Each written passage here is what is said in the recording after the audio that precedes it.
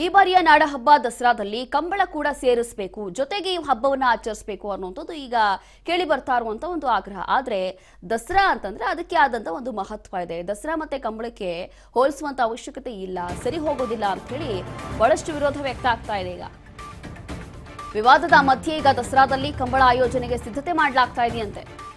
ಸುಮಾರು 20 ಎಕರೆ ಜಾಗ ಸಮತಟ್ಟು ಕೆಲಸ ಆರಂಭ ಆಗಿದೆ.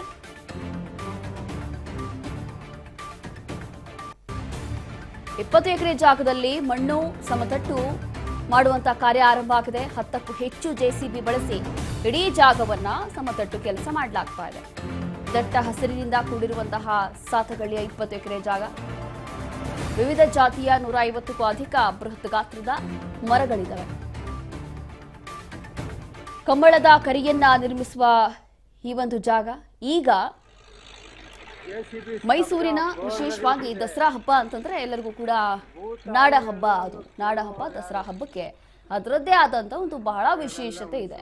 ಆದ್ರೆ ಈ ಬಾರಿ ದಸರಾ ಹಬ್ಬ ಆಚರಣೆಯ ಸಂದರ್ಭದಲ್ಲಿ ಕರಾವಳಿಯ ಕಂಬಳ ಏನಿದೆ ಇದು ಕೂಡ ಆಚರಣೆ ಮಾಡಬೇಕು, ಅದರ ಜೊತೆಗೆ ಆಚರಣೆ ಮಾಡಬೇಕು ಅನ್ನುವಂಥ ಒಂದು ಬೇಡಿಕೆ ಕೇಳಿ ಬರ್ತಾ ಇತ್ತು. ಆದ್ರೆ ಇದಕ್ಕೆ ಬಹಳಷ್ಟು ಪರ ಮತ್ತೆ ವಿರೋಧ ಕೂಡ ವ್ಯಕ್ತ ಆಯಿತು, ಬಹಳಷ್ಟು ವಿವಾದಗಳು ಸೃಷ್ಟಿಯಾಯಿತು.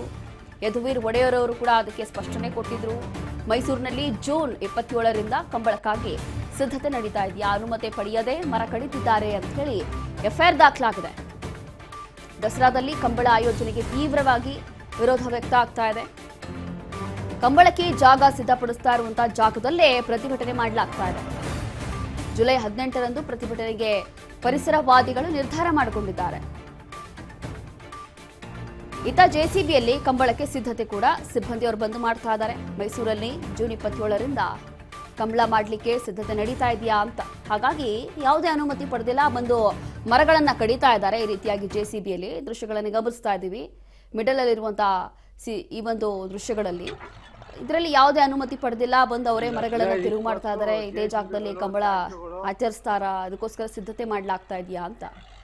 ಅದರಲ್ಲೂ ಕೂಡ ಯದುವೀರ್ ಒಡೆಯರ್ ಅವರು ಸ್ಪಷ್ಟವಾಗಿ ಹೇಳಿದ್ರು, ನಾಡ ಹಬ್ಬ ಮೈಸೂರು ಅಂತಂದ್ರೆ ಅದಕ್ಕೆ ಅದರದ್ದೇ ಆದಂತ ಒಂದು ಸಂಸ್ಕೃತಿ ಇದೆ. ದಸರಾ ಅಂತಂದ್ರೆ ಕೇವಲ ದಸರಾ ಅಷ್ಟೇ ನಾವು ಆಚರಣೆ ಮಾಡಬೇಕು, ಇನ್ನು ಕಂಬಳ ಬೇಕಾದ್ರೆ ಇನ್ನು ದಸರಾ ಎಲ್ಲ ಆಗಲಿ, ಅದಾದ ನಂತರ ಬೇಕಾದ್ರೆ ಕಂಬಳ ಅವ್ರು ಹೇಗೆಲ್ಲ ಆಯೋಜನೆ ಮಾಡಬೇಕು ಆಯೋಜನೆ ಮಾಡಲಿ, ನಾವು ಹೋಗೋರಿಗೆ ಸಪೋರ್ಟ್ ಮಾಡ್ತೀವಿ, ಸಹಕಾರ ಕೊಡ್ತೀವಿ. ಅದು ಬೇರೆ ಆಚರಣೆ, ಇದು ಬೇರೆ ಆಚರಣೆ, ಅದಕ್ಕೂ ಇದಕ್ಕೂ ಹೋಲಿಸುವಂತ ಅವಶ್ಯಕತೆ ಇಲ್ಲ ಅಥವಾ ಸರಿ ಹೋಗೋದಿಲ್ಲ. ಅದು ಈಗಾಗಲೇ ದಸರಾ ಹಬ್ಬದಲ್ಲೇ ಕೆಲಸಗಳು ಜಾಸ್ತಿ ಇರುತ್ತೆ.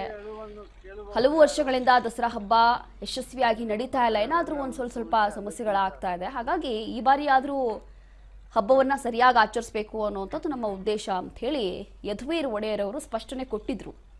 ಹಾಗಾಗಿ ಅಲ್ಲೇ ಗೊತ್ತಾಗುತ್ತೆ, ಇನ್ನು ಅವರೇ ಹೇಳಿದ್ಮೇಲೆ ಮತ್ತೆ ಅಲ್ಲಿ ಯಾವುದೇ ಅನುಮತಿ ಇಲ್ಲ ಅಥವಾ ಈ ಬಾರಿ ಕಂಬಳ ಮತ್ತೆ ದಸರಾ ಎರಡು ಕೂಡ ಸೇರಿ ಮಾಡ್ಲಿಕ್ಕೆ ಸಾಧ್ಯ ಇಲ್ಲ ಅಂತ.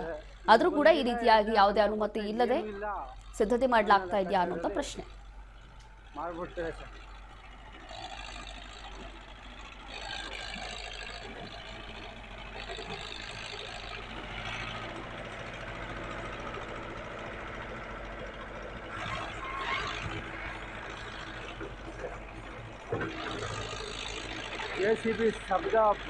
ಮತ್ತಷ್ಟು ಡೀಟೇಲ್ಸ್ ಕೊಡ್ತಾರೆ ನಮ್ಮ ಪ್ರತಿನಿಧಿ ಪುಟ್ಟಸ್ವಾಮಿ. ಈಗ ಮೈಸೂರು ದಸರಾ ಜೊತೆಗೆ ಕಂಬಳಕ್ಕೆ ಯಾವುದೇ ಸಂಬಂಧ ಇಲ್ಲ ಅಥವಾ ಆಚರಣೆ ಬೇರೆ, ಈ ಆಚರಣೆ ಬೇರೆ. ಆದ್ರೂ ಕೂಡ ಯದುವೀರ್ ಒಡೆಯರ್ ಅವರು ಸ್ಪಷ್ಟವಾಗಿ ಹೇಳಿದ್ರು, ಈ ರೀತಿಯಾಗಿ ಏನು ಆಗ್ಲಿಕ್ಕೆ ಸಾಧ್ಯ ಇಲ್ಲ, ದಸರಾ ಅಂತಂದ್ರೆ ಕೇವಲ ದಸರಾ ಆಚರಣೆ ಮಾಡ್ತೀವಿ, ಅದು ಬಿಟ್ಟು ಕಂಬಳ ಅದಾದ ನಂತರ ಬೇಕಾದ್ರೆ ಆಚರಣೆ ಮಾಡ್ತೀವಿ ಅಂತ. ಬಟ್ ಈ ರೀತಿಯಾಗಿ ಜೆಸಿಬಿಗಳ ಮೂಲಕ ಮರಗಳನ್ನ ತೆರವು ಮಾಡೋದು ಅಥವಾ ಅದಕ್ಕೆ ಸಿದ್ಧತೆಗಳು ನಡೀತಾ ಇದೆಯಾ, ಏನಾಗ್ತಾ ಇದೆ ಇಲ್ಲಿ ಅಂತ? ರೋಷಿನಿ, ಖಂಡಿತವಾಗಿ ಕೂಡ ತಾವು ಹೇಳಿದ್ದು ಅಷ್ಟು ಕೂಡ ಸತ್ಯ. ಯಾಕೆ ಅಂತ ಹೇಳಿದ್ರೆ ಸಿದ್ದರಾಮಯ್ಯನವರ ದಸರಾ ಮಹಾಸಭೆಯಲ್ಲಿ ಕೂಡ ಇದನ್ನ ಪ್ರಸ್ತಾವನೆಯನ್ನ ಯದುವೀರ್ ಮಹಾರಾಜರು ಒಡೆಯರು ಅವರು ಕೈ ಎತ್ಕೊಂಡಿದ್ರು. ಸೊ ಆ ಒಂದು ಸಂದರ್ಭದಲ್ಲೂ ಕೂಡ ದಸರಾ ಸಂದರ್ಭದಲ್ಲಿ ಈ ಒಂದು ಕಾರ್ಯಕ್ರಮವನ್ನ ಮಾಡೋದು ಬೇಡ ಅನ್ನುವಂತಹ ನಿಟ್ಟಿನಲ್ಲಿ ಅವರು ಕೂಡ ಪ್ರಸ್ತಾವನೆಯನ್ನ ಸಲ್ಲಿಸಿದ್ರು. ಅದರ ಜೊತೆಯಲ್ಲಿ ಅದಕ್ಕೆ ಧ್ವನಿಗೂಡಿಸಿದಂತಹ ಯತೀಂದ್ರ ಸಿದ್ದರಾಮಯ್ಯನವರು ಕೂಡ ಕಂಬಳ ಮೈಸೂರಿಗೆ ದಸರಾಕ್ಕೆ ಬೇಡ ಅನ್ನುವಂತಹ ನಿಟ್ಟಿನಲ್ಲಿ ಕೂಡ ಅದನ್ನು ಸ್ಪಷ್ಟನೆಯನ್ನ ಪಡಿಸಿದ್ರು. ಸೊ ಆಗಿದ್ದರೂ ಕೂಡ ಮೈಸೂರಿನಲ್ಲಿ ಕೆಲವೊಂದಷ್ಟು ಜನರು ಏನು ಕರಾವಳಿ ಪ್ರದೇಶಕ್ಕೆ ಸೇರಿದಂತಹ ಕೆಲವೊಂದಷ್ಟು ಜನರು ಈ ಒಂದು ಸಾತುಗಳಲ್ಲಿ ಇರ್ತಕ್ಕಂಥ ಜಾಗದಲ್ಲಿ ಕಂಬಳವನ್ನ ನಡೆಸಲೇಬೇಕು ಅನ್ನುವಂತ ದುರುದ್ದೇಶದಿಂದ ಈ ಒಂದು ಕೆಲಸಕ್ಕೆ ಕೈ ಹಾಕಿರ್ತಕ್ಕಂಥದ್ದು. ಈ ಒಂದು ಕೆಲಸಕ್ಕೆ ಕೈ ಹಾಕಿದ ನಡೆದಂತಹ ಸಂದರ್ಭದಲ್ಲಿ ಹಿಂದೆನೆ ಏನು ಜೂನ್ ತಿಂಗಳು 27ರಲ್ಲಿ ಕೂಡ FIR ಆಗಿರ್ತಕ್ಕಂಥದ್ದು. ಏನಂತ ಹೇಳಿದ್ರೆ ಇಲ್ಲಿ ಯಾವುದೇ ಅರಣ್ಯ ಇಲಾಖೆಯ ಪರ್ಮಿಷನ್ ಇಲ್ಲದೇನೆ ಮರಗಳನ್ನ ಕಡಿದಿರ್ತಕ್ಕಂತಹ ವಿರುದ್ಧವಾಗಿ FIR ಕೂಡ ಆಗಿರ್ತಕ್ಕಂಥದ್ದು.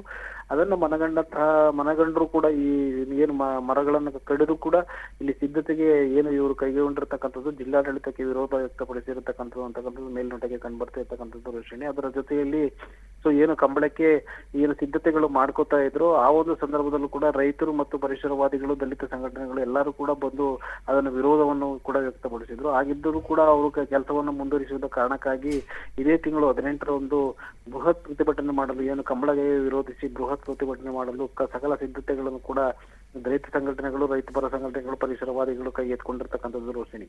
ಎಸ್, ಥ್ಯಾಂಕ್ ಯು ಪುಟ್ಟಸ್ವಾಮಿ ನಿಮ್ಮೆಲ್ಲ ಡೀಟೇಲ್ಸ್ಗಾಗಿ.